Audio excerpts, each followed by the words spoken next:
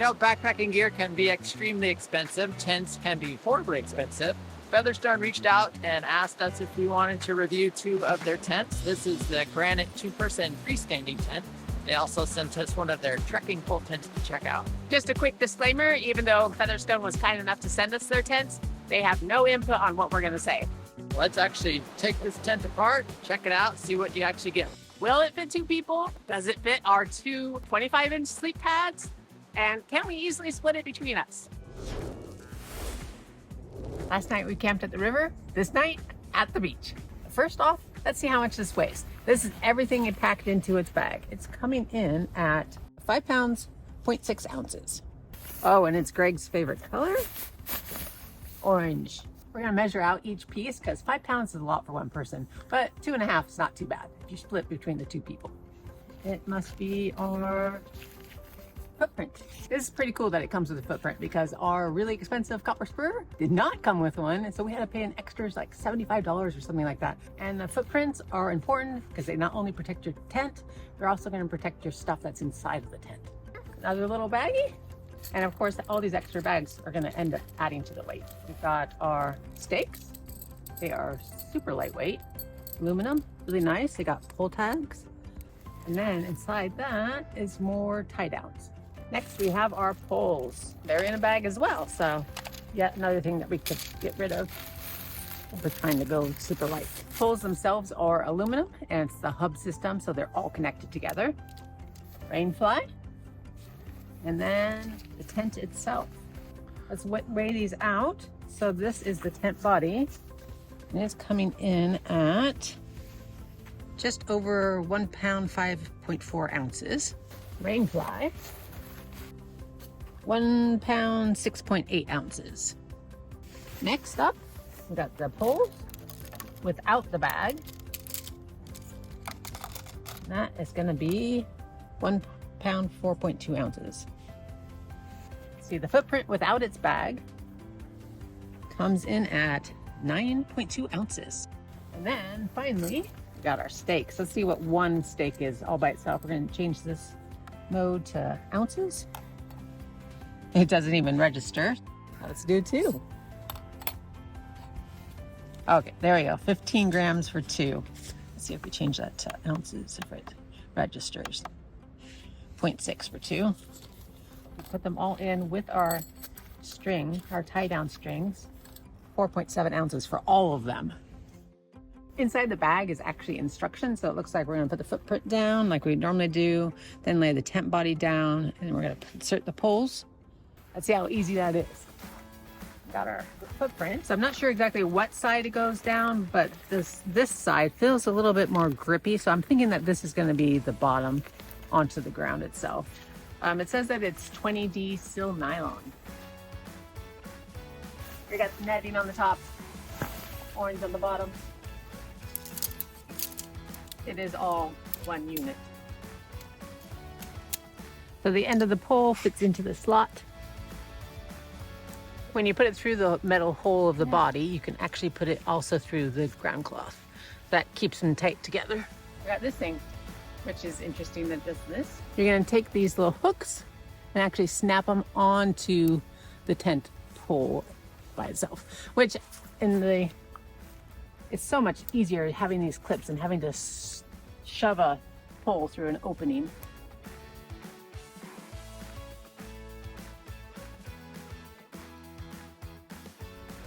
Okay, now I'm going to move this up. I'm going to get that last hook in there. Hopefully give it a little bit more space to get these top ones, because those top ones were hard to do it before I put that last bit in. That really opens it up quite a bit. You can see how much this top spreader bar really opens up the sides. It'll give you a lot more room in there. This is a freestanding tent, which actually is pretty nice. You're in an area that you can't really stake stuff out. So, I mean, this whole thing you can pick up and move. That's one thing you cannot do with a trekking pole tent. So that's super important to know if you're getting into backpacking. I love trekking pole tents, but I don't love having to stake every one out. This technically you could set up with 0 stakes. It's not going to be windproof, but you could still do no stakes. When you put the stakes in here, I loop it through both the tent inner body and the footprint. Pull it out and then angle it at a 45. Another thing I noticed right away is this tent does not taper. A lot of backracking tents will taper, and that oftentimes that's the limitation of the size of sleeping pad you can use. So this is nice and big and open all across the whole way. Each four corners have clips. Push it down in there and just snap it in. On the top here, there is a little spot where you're gonna end up putting middle bar. It's gonna set right inside there. And it looks like all the seams are taped. So it's gonna help with the windproof. I'm not windproof, rainproof. The pole is gonna fit right into that pocket. And there's a little loop here for when it's time to take the tent down, you just grab that and pull it off. Find it. This actually helps to make it pull it taut too, because it is tight. There. Actually, that loop really helps. Put the loop in there, pull it out nice and tight, angle it in. There's even pull-outs right up here as well. So it's got lots of pull-out options. The only downsides with these things is they are black, and a lot of times the ground is dark, so it might be a little bit harder to locate them. But so try to remember how many stakes you actually use so you don't leave any behind. Staking is normally Greg's job. If you're just using the tent body and you're not taking the rainfly, you only really need 4 stakes. But if you're gonna use the rainfly, you're gonna need 8 at least. I have 4 left over, so if I wanted to stake out the sides more than what they are now, I could. The rainfly has little vents, and it's like a little piece of harder material. It's got a little Velcro, and you stick it there, and then that's going to give you a little air vent. A little bit of breeze through. I believe they're on both sides. Yes. So both sides have these air vents. I think these are really important, or else you're going to get a bunch of condensation inside your tent. Let's see how big the side of the vestibule is. I normally like to put pack. Sometimes you might want to keep your chair in there or your shoes. It's pretty good size. Roll this up. So you could use that extra tie down, but I think its main purpose is to tie back the door. It's got the little nooks. Okay, let me go grab my pack. This is my Hyperlight 40-liter bag. This is probably about how big it is when I'm out on the trail. So if we set it here, yeah, it would fit right there. I mean, it is touching the side a little bit. So if it was in a downpour, it might get a little bit moist. Since this is a 40-liter bag, you know, you still are covered on this side. So far, we haven't seen any like manufacturer defects. The stitching looks pretty good. Look down here, the size of the vent. If I had to choose one thing to complain about so far, it would be the size of this vent. It'd be nicer if that mesh part was a little bigger. But you do have these big doors, so ventilation should not be an issue, honestly. This outer strip is all like reflective material, so this would actually be really good at night, or if you're trying to find camp again. These pullouts seem to be anchored pretty well. There you can see that the tent inner body is pretty well separated from the outside, so that condensation, if you did get any inside, should roll right down the outside.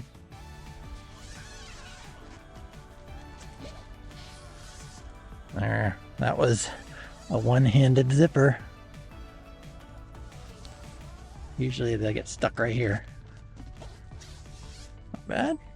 Well, it's nice that that's included, because normally that would be yet another fee on the more expensive tents. This ear loft is pretty easy to put on. They're just little toggles that go through some hoops. Ooh, that's nice. Okay, right here. This is elastic. That actually is very nice. That means that this top inner area is going to stay pretty taut, although it actually is a little tight. We like that this tent is actually uniform. It's just one big rectangle. Some of the other tents that we've used, they come into it, they taper down. And so there's really only one place you can put your head and your feet. The problem comes in place when you set up, you think you got it right, and it turns out the low point's where your head is. Well, in that case, you would have to physically pick up your tent, rotate it around, put it down. This one, you can just flip your sleeping bags around. Okay, this is to all tent manufacturers. Start using magnets. The X-Mid has magnets on the doors, and that's like the greatest feature ever. So your next tent, magnets on all of these. It just makes putting them on and off So easy with a magnet, you just pull, they pop right off. These work really well, but magnets are better. That measures 51 inches across there, and it's the same on both sides. So that means you can fit two 25-inch pads in here, which is awesome because 25 inches is the way to go. The downfall of that is you'll have zero room for any gear. Totally fine because you have the vestibule area to put it in. I'm 6 feet tall and I'm sitting pretty far up. This is probably where your shoulders would be. And my head is just barely starting to touch. And it's equally as high on that side. You do have a little bit more height in the middle. Oh, so that's 6 feet. I got plenty of space. And you got space down by your feet too. And if you sit up in bed, your head actually ends up being exactly right in the middle. So that's actually pretty cool. I like that. Now, as far as pockets, we got one pocket down here, no pocket over there. And on the other side, we have pocket there, nothing there. So the pockets aren't on diagonals. So that means only one person's gonna be able to put their phone away. I don't like that. But you do have a spot up here you can put stuff. The nice thing about the top ones is you can put your headlamps up here and then shine it down, and it kind of gives you the lights up the whole area. So that's really nice. Looking in the corners here, they did reinforce it. It looks pretty well done, and it's taped all the way in the corner. That looks like it should be waterproof. And you do have a lot of ventilation down here. The netting goes down pretty far. You should get plenty of breeze. And then here are those little vents. Wish those were a little bigger. All right, bonus tip. Sit pad right outside your door. Gives you a nice place to sit your knee and everything while you're getting in and out of the tent. Keeps everything clean. Okay, this is with a 25-inch pad in here. This is the Nemo tensor. And we have it pushed all the way up to the edge. You can see how much space it takes. So you have actually quite a bit of space down there. You could put a backpack right there. There you go. The Nemo wide, but it's the regular, so it's not the long version. If you don't have the long version, you're gonna have enough room to stick your pack down there if you wanted to keep your bag inside. Might be a little tight if you had two. Probably stand it up. So there's some options for you. Overall thoughts, I think actually it's a really nice tent, and the price can't be beat. I mean, if you're wanting to get out backpacking and don't want to have to spend a whole bunch of money, this is actually a really good option. It's an excellent option. You're not going to, honestly, you're not going to miss anything by going with something like this. The only thing you're going to get extra is a little bit more weight. But if you're going with more than one person, yeah, you can easily spread that weight out. Yeah, a couple pounds each and you've got a decent backpacking tent. Mm-hmm. Now, if you wanted to shed a little bit of weight, you could always leave that footprint at home. You technically don't need it. And of course, all those little bags. You don't need all those little bags. Yeah, you don't need, you could get rid of probably every bag except the steak bag. Yeah. That's about what we do when we're out on the trail. You might want to still carry the footprint because sleeping pads can be very expensive. In the summertime, if you really wanted to be light on weight, you could do the fast fly or fast pitch method. And basically you're doing everything except the tent inner body. You're going to be eaten by bugs and spiders are going to crawl in your mouth. But you could get rid of that internal netted area and you could still have a decent tent. So basically you would just have this and then your rain fly, and then you would sleep directly on top of this. Yeah. That is also an option. And that's actually really cool that this tent is able to do that. Yeah, again, another bonus. One thing this tent does not include is a splint for the poles. Oh, if I were to break one on the trail. Yeah, some of the other tents we have a little, that looks like just an extra tube. Yeah.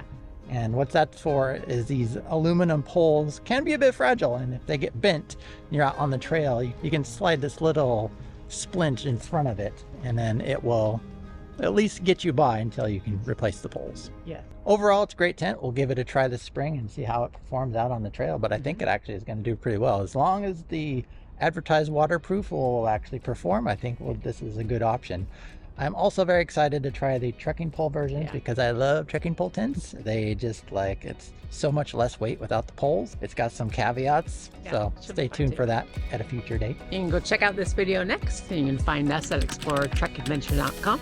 We'll see you next time. Bye.